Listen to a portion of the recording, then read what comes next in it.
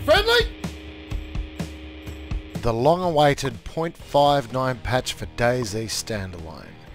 How is it going to stand up next to the old one? What did they bring in that's new and what did they change? And do you think that I'm going to age gracefully? All these questions and more will be answered. Let's do it. I must firstly start by apologising for the audio quality on my vocals. I'm using my headset because I'm away from home when the patch came out, so we do what we can do, I guess. Now secondly, this is a review of the new patch, but it's also more of a walkthrough. With my reviews, I'm less professional because I'm an idiot, and I'll just call things out as I see them and let you know what's up. One of the first things I noticed was the zoom is still the same as the last patch, or the last part of the last patch, which is cool. You can't see way into the future, but it's also not as bad as the really small zoom you had before. Then I noticed the hotbar down the bottom. They're numbered 1, 2, 3.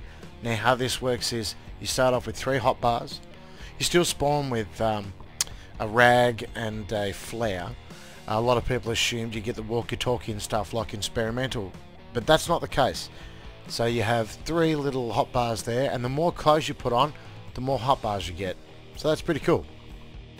The next thing I discovered was pretty cool actually. In the restaurant here in Kamiwobo, out the back, in the back room where you usually find food in the cupboard, well, that cupboard itself, you can use as storage. It looks like it's got 10 slots, but they're oddly shaped. Maybe there's meant to be another line in the middle. I'm not sure, but you can fit a car battery in there anyway, and some other stuff.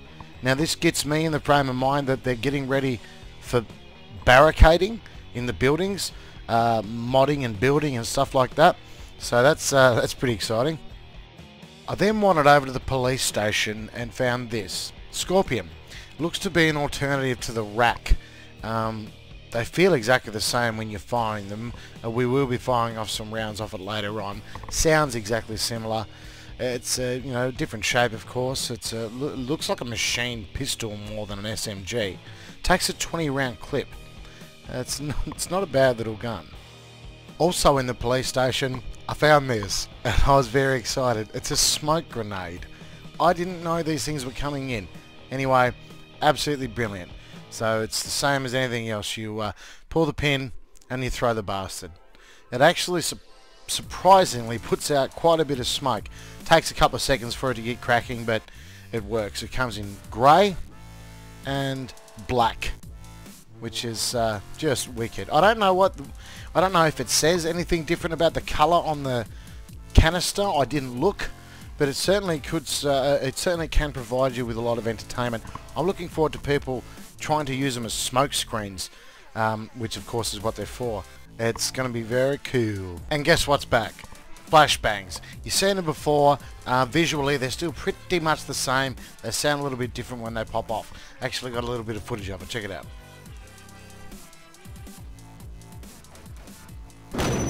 Oh, fuck me. Oh, Jesus. A little bright. Jesus Christ. Man, everything's still white. Jeez, Looks awesome. Looks look like at the a sun. negative. That's crazy. And guess who's back?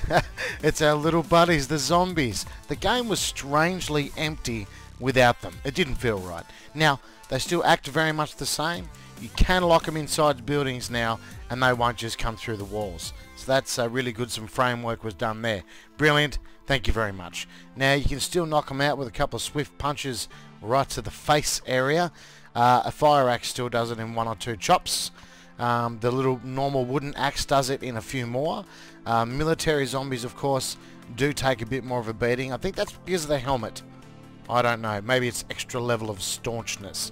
Now, you'll also see the rack in action here in a second, because we decided to fire a round of Winchester in the city and find out exactly how many came.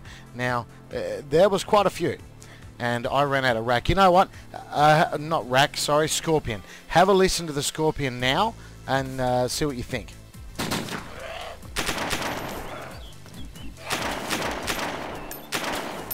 Yeah, it's pretty similar to the rack, I think. I keep calling it the rack because it's pretty much the same gun to me. Now, as you see, they came in numbers and they came in droves.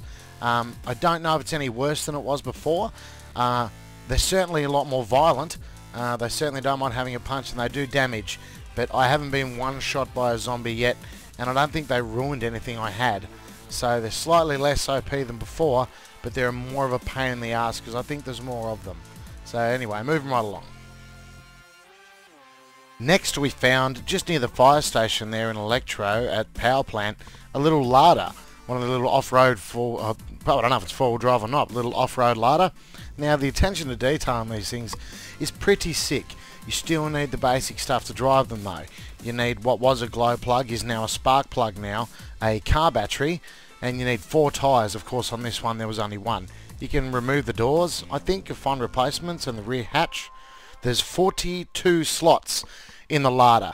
I can't tell you about the other vehicles. I know I did see a sedan later on. I'll show you a bit of footage of that later. And also a bus, but that had no wheels, and you need quite a few to get those going. With the tyres and stuff, there are different tyres to find for each different vehicles. Now there's double truck tyres, there is bus wheels, these little off-road wheels, and sedan wheels. But yeah, the attention to detail is awesome. The engine bay looks great. Even the little, where the spare wheel would go under the bonnet, that's in there too. So that's pretty cool. Didn't get to drive one though. My session was only about 3 hours, and I just didn't get that chance. But that looks really good. So directly after that, I ran up to the Northwest Airfield, or towards it. And just outside Starry, I think it was, I came across this. It's the sedan. This one's only got one wheel, of course, so I couldn't bloody well drive it. But it looks really cool. I cannot wait to drive the larder and this little sedan. Maybe the bus. I honestly don't know. But yeah, this looks cool. Same deal. Got to find the wheels. You can remove the doors and all that kind of stuff. You really kind of wouldn't want to drive around without the doors. I should imagine it would make it pretty easy to get your head blown off. Anyway, there it is. Let's move closer towards the airfield. So I make it to Stary Sobor, or Stary Sobor, however you want to say it, just near the Northwest Airfield. And I make it to the little tent city there. Of course I find the standard stuff, an AK-74 and some ammo, no magazines, Tulloon backpack, which was kind of nice. So it was a pretty standard trip there, a couple of helmets, blah blah blah. But I did come across something that really piqued my interest, and please keep in mind, I've avoided everything about experimental. I avoid everything I can about upcoming releases to the game because I genuinely like to be surprised. And surprised I was, because I found these rounds, SP6 rounds. They're 9x39mm. They are a subsonic, armor-piercing sniper rifle round. I can assume they're for the VSS. That's the one thing I did hear about. VSS sniper rifle. I didn't find one in this trip. I wasn't a fan of the SVD. It's completely overrated. You know, give me a fucking Mosin any day. Put the long range back on the Mosin, for God's sake. How good was that? Anyway, just my opinion.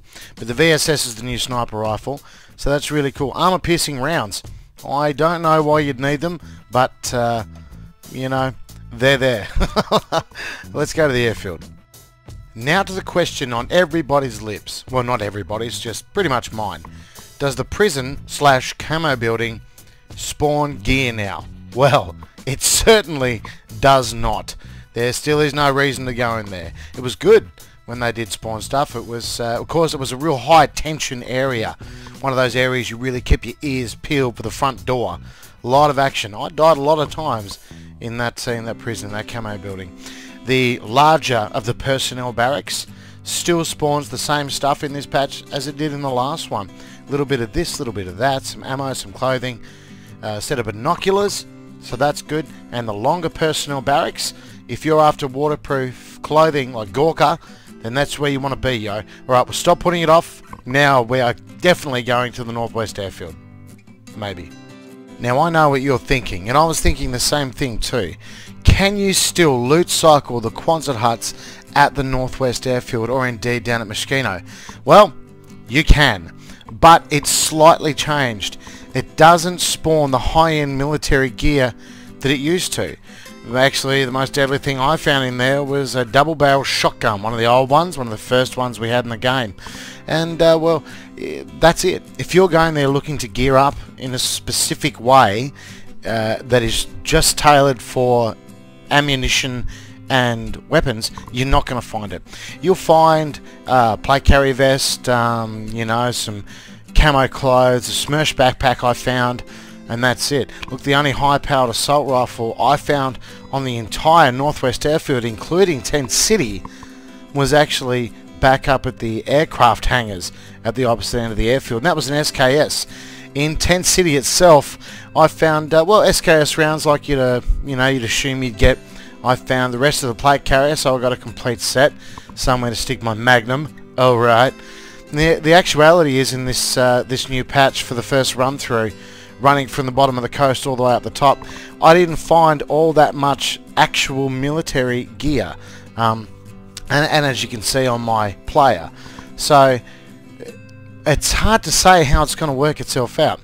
Of course, I know where AKs spawn, but I don't know where the ammo spawns yet, as this was only a very short session and I wanted to show you guys what I saw firsthand. Now, my impressions of the patch overall are very, very good. It is remarkably smoother than it was before, and this 5.8 just gone was very much smoother than the one before that. They've added the zombies in and they've made it even smoother again. There is definitely more frames. I play with Nori for most of this, and he even agreed that it was remarkably smoother. He was getting up to 120 frames at one point, which is just stunning. The user interface hasn't really changed that much. Everything's a little bit more refined, a little bit sleeker in the menu. Everything seems a little bit smaller. I've had no issues. Zombies do stay inside the buildings now, which is pretty cool, and they're as sensitive as they were before. They haven't really changed that much, and it is super good to have them back. I really enjoy this patch so far. Of course, there's going to be a ton of bugs and stuff that I didn't see and didn't notice that I'm sure you'll tell me about in the comments. You know what? If you've picked up on something, please add it in the comments, because otherwise, you know, people might not know. Well, listen, I hope you've enjoyed this review of the what is it now? 0.59 patch? Geez, we're getting close to 6. Alright guys, well, I'm Charlie DayZ. Much love.